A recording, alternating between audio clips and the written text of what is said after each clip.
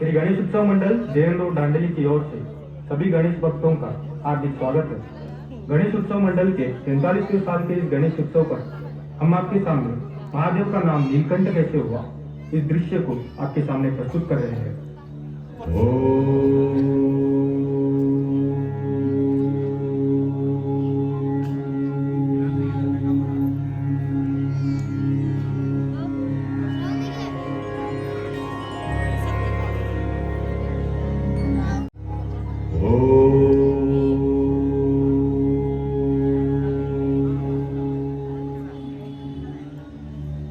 राजा बलि के राज्य में दैत्य, राक्षस तथा दानव अति प्रबल हो उठे थे। उन्हें शुक्राचार्य की शक्ति प्राप्त थी। इसी बीच दुर्वासा ऋषि के श्राप से देवराज इंद्र शक्तिहीन हो गए थे। असुरराज बलि का राज्य तीनों लोकों पर था। इंद्र सहित देवतागण असुरों से भयभीत रहते थे। इस स्थिति के निवारण का उपाय केवल वैकुंठनाथ विष्णु ही बता सकते थे। अतः ब्रह्मा जी के साथ समस्त देवता भगवान नारायण के पास पहुंचे। उनकी स्तुति करके उन्होंने भगवान विष्णु को अपनी विपदा सुनाई। हे देवेश्वर, हम पराजित हुए। हमारी सेना के अग्रणी सेनानी वीर गति को प्राप्त हुए। हमारा सिर लज्जा से झुक गया। आपके अतिरिक्त तो कोई नहीं जो हमारी रक्षा करे, हमारे दुख का निवारण करे। संजीवनी मंत्र का केवल एक उत्तर है, अमृत। अमृत अमृत अमृत वो है जो पीने वाले को अमर बना देता है। मृत्यु उसे छू नहीं सकती। परंतु हे लक्ष्मी नारायण, अमृत हमें कहां मिलेगा, कैसे मिलेगा? देवेंद्र, अमृत आपको समुद्र से मिलेगा, सागर का मंथन करने से मिलेगा। अमृत? परंतु हे जगदीश्वर, हमें तो अमृत के विषय में कुछ भी ज्ञान नहीं। हे देवराज, जिस प्रकार दूध के भीतर माखन छिपा तो होता है, परंतु वो मिलता तभी है जब दूध को मथा जाता है, उसी प्रकार समुद्र के भीतर अनेक पदार्थ छिपे हैं, अनमोल रत्न छिपे हैं। उन्हें केवल मंथन के द्वारा ही निकाला जा सकता है। अमृत उनमें सबसे अनमोल है। समुद्र मंथन आरंभ हुआ और भगवान कश्यप के 1 लाख योजन चौड़ी पीठ पर मंदराचल पर्वत घूमने लगा।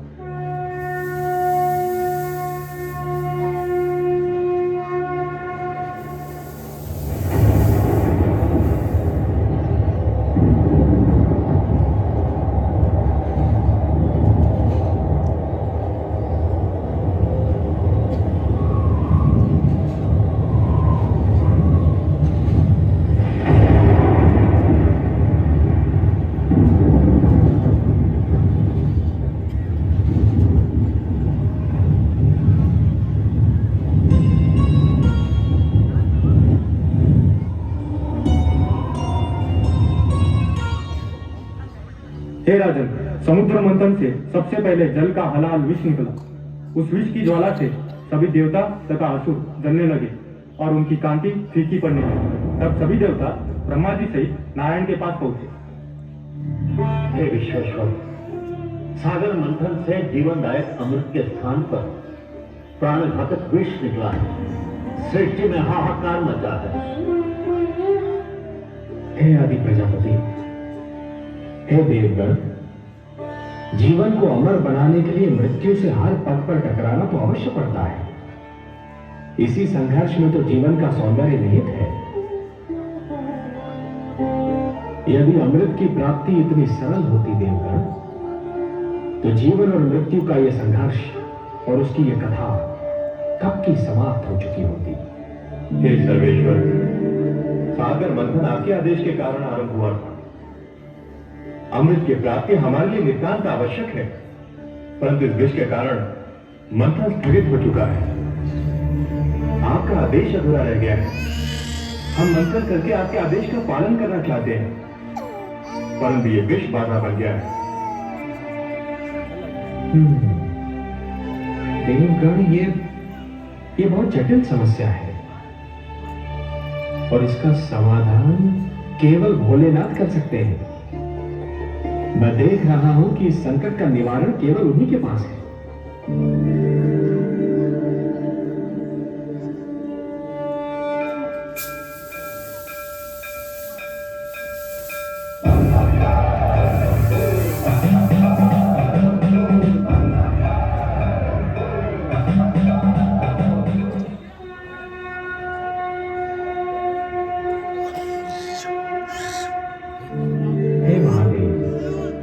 सृष्टि पर संकट की छाया गहरा रही है। संकट?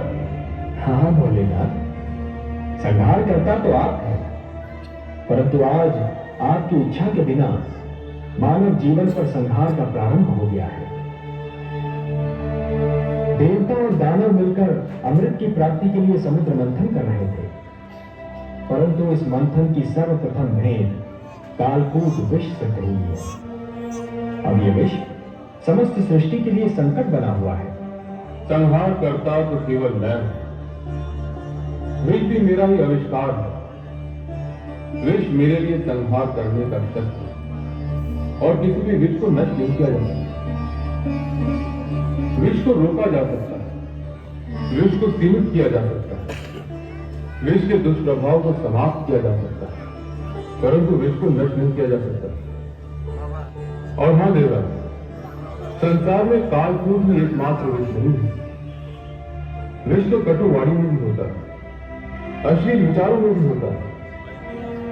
वाणी के विष को यदि कानों में ही रोक दिया जाए तो उसका प्रभाव हृदय तक नहीं पहुंचता,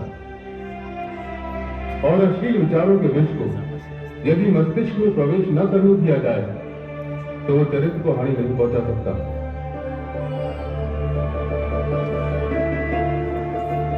जहां अमृत होता है वहां विष का होना तो स्वाभाविक है, परंतु आप धन्य है भोलेनाथ, आप धन्य है। कालकूट विष का प्रभाव तो आपके सुंदर तर्क ने ही कम कर दिया। अब शेष समस्या का समाधान भी आप ही निकालेंगे।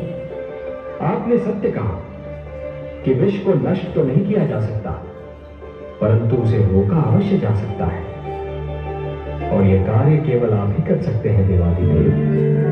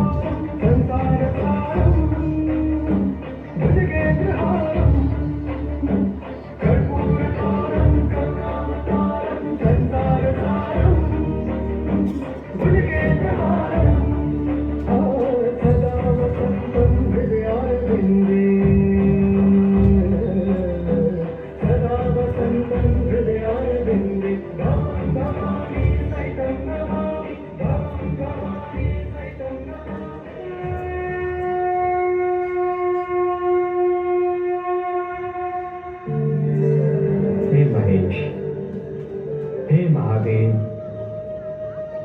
आज आपने कालकूट विष के प्रभाव से सारे संसार को बचा लिया।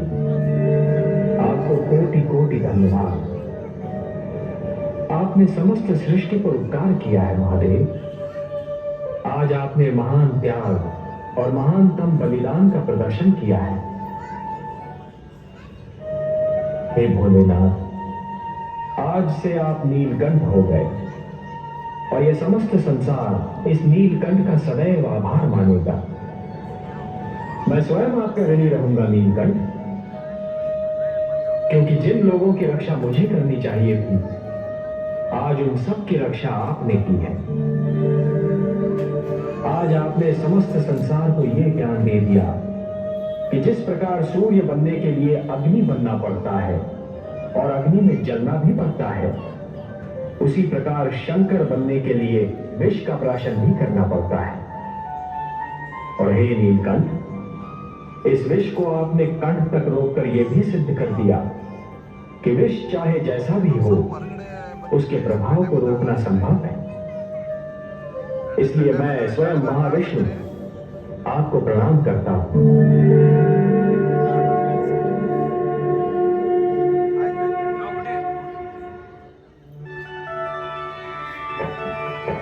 ओम गणपतये नमो नमः, श्री सिद्धि विनायक नमो नमः।